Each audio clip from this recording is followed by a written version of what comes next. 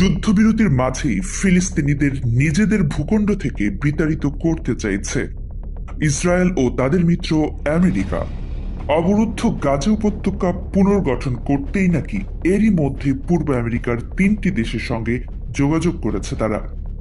শুক্রবার এক প্রতিবেদনে এ তথ্য নিশ্চিত করেছে মার্কিন বার্তা সংস্থা এপি। বার্তা সংস্থাটি জানিয়েছে, ফিলিস্তিনিদের পুনর্বাসন নিয়ে আফ্রিকার 3 দেশ সুদান, সোমালিয়া এবং সোমালিল্যান্ডের কর্মকর্তাদের সঙ্গে আলোচনা করা হয়েছে।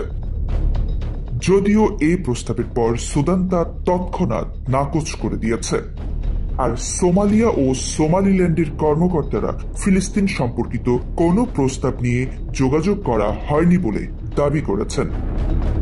বিষয়টি নিয়ে মন্তব্যের জন্য হোয়াইট হাউস ও মার্কিন পররাষ্ট্র মন্ত্রণালয়ে যোগাযোগ করা হলেও কোনো সাড়া পাওয়া যায়নি। একইভাবে সোমালি